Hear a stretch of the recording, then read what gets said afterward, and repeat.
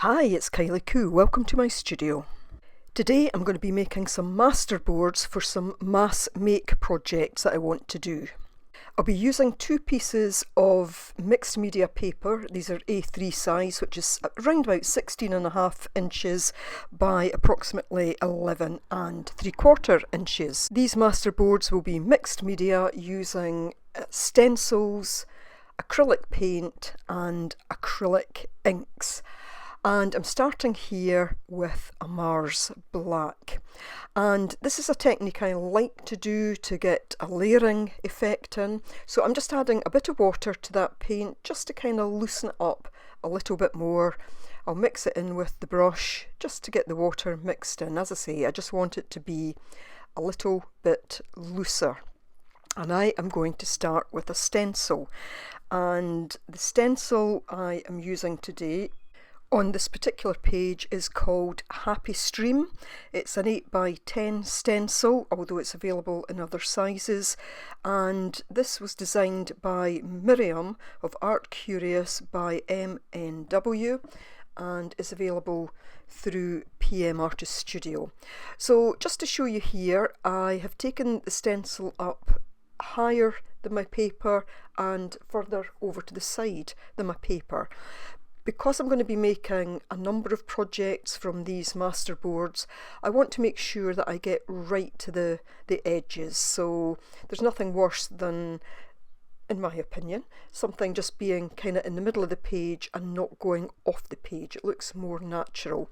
And you'll see here, I'm not doing the stencil in a hole. I'm doing bits of it. I'm letting some of the paint go on less thick, so it gives a slightly grungier, distressed look to it. And you'll see that I swap the stencil about. I like every part of the stencil, and the more I'm using it, the more I'm loving it. It's a really great design stencil, and it's the sort of thing you could just pick up a few things, if you like the kind of holes in it, the bubbles in it, that's great. If you like the kind of stream flow bit, you could put that in, and I really like the way that this turns out. So this is my first layer of this masterboard. I've put it at double speed, and there will be bits where I put it even faster simply because it's very repetitive, but I did want to let you see how I do this. And that, I think I could make something just using this. You'll see I missed a little bit down that side there. I hadn't quite taken it over enough, so I've gone back in there just to add some paint so it takes it right off the page, and I always feel happier at that. I also don't mind going over bits where I've already stenciled, so it's like layering one bit on top of the other. I think that gives a really nice effect. Now, by the time this board's completed, some of this will disappear, but to me that's one of the beauty of layering things, and I think it's a good way to use a stencil such as this to get that kind of layered effect. And I will come back and I'll be using it later on again on this masterboard, but this is just a first layer. Once I'm finished this, I will put it to the side and I will let this page dry.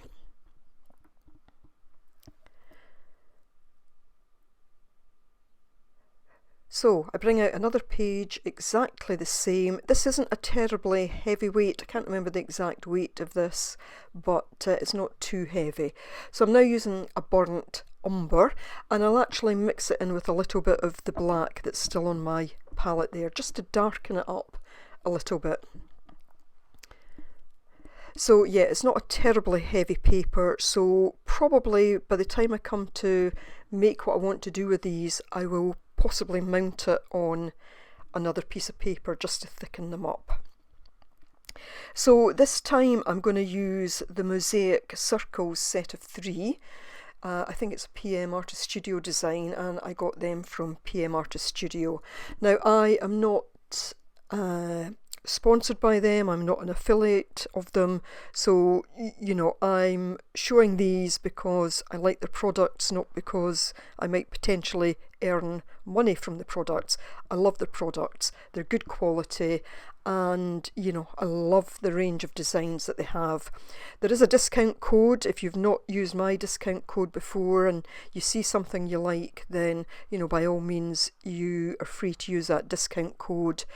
It's something you can use once and once only, but you know, nothing to stop anybody making use of it. I think it gives 10% off, which is not to be sniffed at. So these three, they're masks rather than stencils, I guess, but all slightly different. And again, you'll see that I'm not looking to fill in every little hole on each one. It's just about creating an effect, a slightly grungy effect. I liked the colour here, the burnt umber, just with a little bit of black to darken it slightly. Again, it's on double speed, but I will speed it up a bit more in just a second, and I think this gives a really nice effect too. Obviously you can use stencils and masks as focal points, but I think it's also nice to use them for mark making or to use them in backgrounds in several layers, as I'm doing with these masterboards. So I am planning after this video to do some more masterboards because I've got a lot of mass makes to make. I'm going to be making kind of art cards or postcards, you know, whatever way you want to describe it, and probably some artist trading cards again. I want to get a few out in the post to people that I've said I will get them to. But I would rather get the masterboards made and then try and make all of them. So if I've got backgrounds, that's a good place to start. Each one might be slightly different, but having the masterboard as a starting point is really helpful.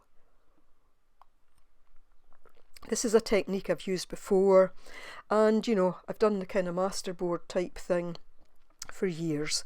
For the most part, I do not copy my masterboards. I know some people like to copy them to keep the originals. I just like to cut them up. I can always recreate it if needs be.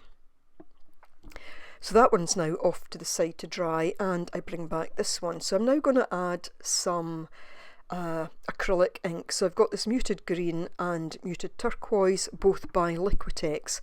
I show some others here, but I don't actually use them. I might come back and use these at a future point on this piece.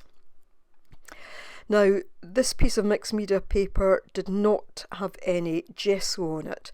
What I'm trying to do at this stage is more to stain the entirety of the paper. So the way this paper is, it will actually just kind of grab the inks.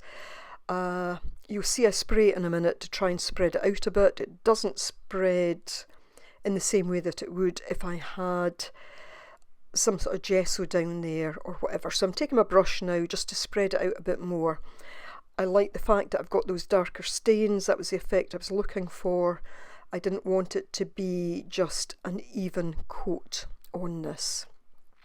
So you'll see I add some more, and I'll add some more water, and I just keep doing that until I get the full sheet covered.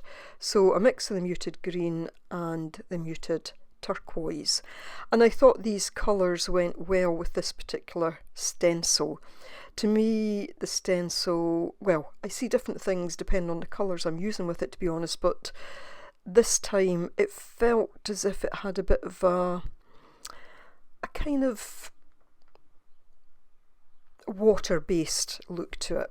So I've put that one to the side, and I'm now using this Transoxide Red, which is a fluid acrylic by Vallejo. I pronounce it Vallejo, I'm not sure that's how you actually pronounce it. Again, I've put some water down. This will spread a little bit better than the ink spreads on this particular paper.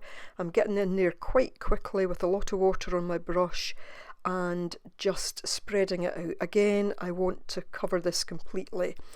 And I used a burnt umber underneath this time because I wanted it to have a kind of earthy look to it. So I really like this colour of paint. I will come back in a minute with some of the paint directly on my paintbrush because I want to create just a few, I don't want it to be an even coat. I want a few areas where the colour is slightly deeper, and so it's just not completely flat. Again, I loved that as is. I could have almost stopped there, but I did want to do more to it. So that now goes off to dry. I wanted now to put on a layer of clear gesso. This paper that I'm using is very absorbent, so I want to stop the paper absorbing too much of the kind of wet media just now. So I put a layer of clear gesso on. Now it looks like it's going on white, but it actually dries clear.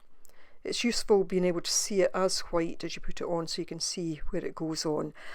I'm just putting it on with a foam brush. The foam brush is actually a little bit hardened at the edges, but that's just going to create a little bit of texture for me, and I'm, again, I'm quite happy with that. So as I said, I'll be coming back with some more masterboards, which I will make in a different way, and then once I've got them all made, I will start to cut them up to use for different projects. And I'll leave that to dry. So I'm now bringing in this Dilutions paint. This is London Blue. And I'm also using the Vibrant Turquoise. So I have had these paints for years, and I knew they were kind of, well, they're past their best. You'll see they've almost solidified. At some point I'm going to try mixing in some matte medium or something, but for today all I did was to add water. As I say, I've had these for years. I think the last time I used them they were fine. Now when I put it down like this, it's looking quite opaque, whereas if it was its normal consistency it wouldn't be as opaque. So I am just adding lots of water to it to get the effect that I want. I want to be able to see some of the stencil work that's underneath. It doesn't matter if some parts are covered up, that's fine, but I want a lot of it to show through at this point. So again, it's looking quite opaque there, so just adding water, and then I'll just keep spreading it out. The two paints, when they are of the proper consistency, they actually blend beautifully together. But I'm not going to get that effect here simply because they've gone kind of jelly-like. But it's not going to stop me using them. It's one of the things, use what you have, because if you don't use it, then paints can go off, they can go hard. It's better to use it. So I actually started this at 7 AM this morning. I took 1 or 2 breaks to dry things off, to hang out laundry, to do some household things. So I think overall the process itself was about an hour or something to create the 2 pages, maybe just a little bit more, excluding kind of drying time. But it was lovely and quiet in my studio. I can see the sun just kind of coming out now. I might actually put a little bit up with just the kind of ambient sounds in the background. I'll maybe put that up next week, just if you want a few minutes relaxation. There's something wonderful about just sitting in your studio, craft room, in your art space, whether it's at a table or whatever, when it's nice and quiet, when it's peaceful. It's just, special time. So you'll see there I'm managing to blend them a little bit, getting both the colours in, but watering them enough that I can see what's underneath.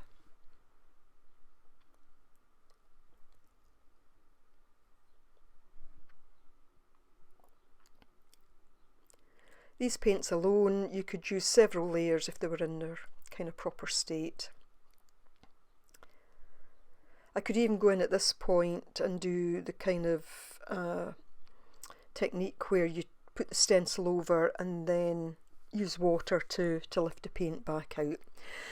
But I've gone right in here, it's still wet. I've gone back in with my 2 inks, so the muted turquoise and the muted green.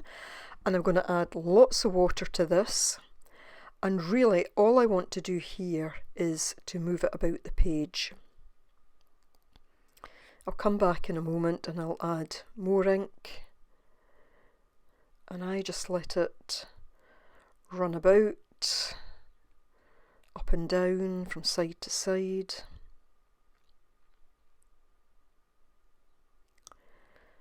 Remember there to put the lids back on my paints because there's no point in them drying out further. And here I go, adding in a bit more.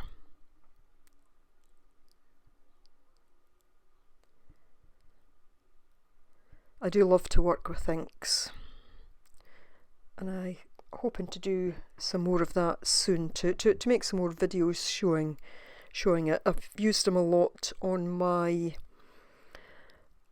accordion journal where I'm doing a page every week, and I need to get back to trying to film those pages, but it's one of my favourite mediums to use, and I love the way that ink's starting to look. A couple of drips go off the page, but for the most part I managed to keep it on. Not looking to create anything in particular here, I just want it to be kind of free flowing and see what I get. And those two colours of course do also fit with the paint colours that I was using as well. So basically at this point I'll leave that to dry. So I'm coming back and now I'm using squeezed orange, and I'll use a little bit of the fresh lime. I just introduce a little bit of the kind of green colour, really just to give it a little bit of contrast. Again, having to add a lot of water to this paint. That's just an old sponge that I'm using. I'd used that already for the black, but it had dried in, so it was fine to use it for the orange. So adding lots of water so that I can really smooth this out.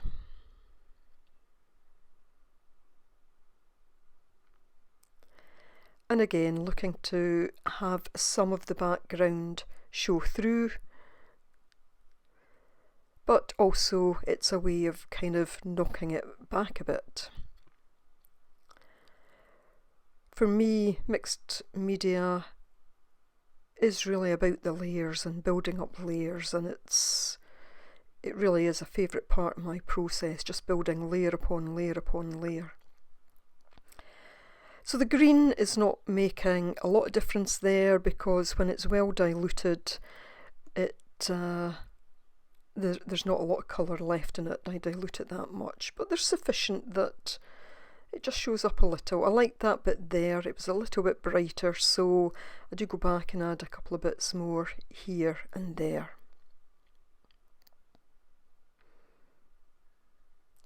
And as I say, the green just adds a little bit of kind of contrast to the orange.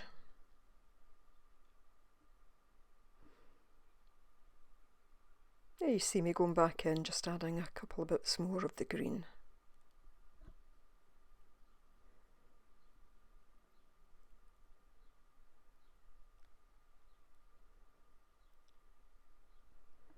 Okay, so now I'm back to the first one and I've got some titanium white here.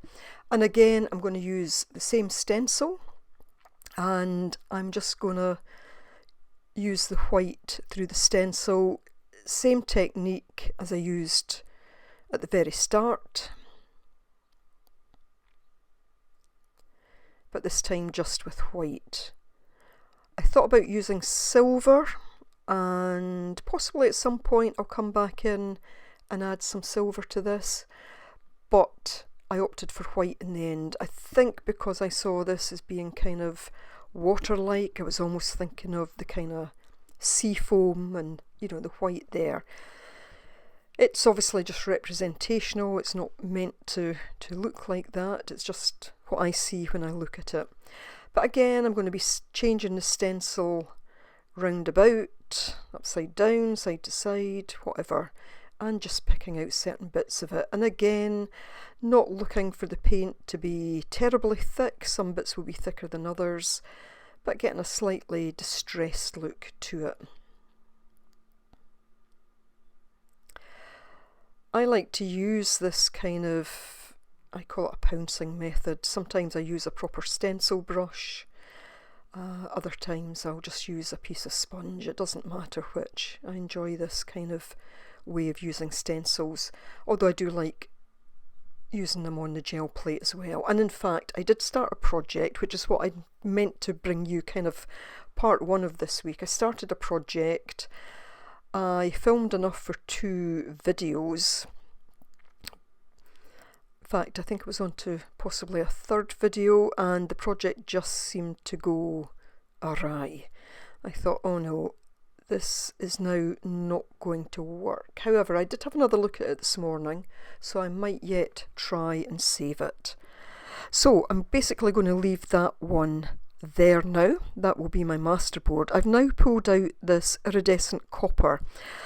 I did think about using gold, but when I went to look for my gold, I saw the copper and I thought, I think I'm actually going to use this.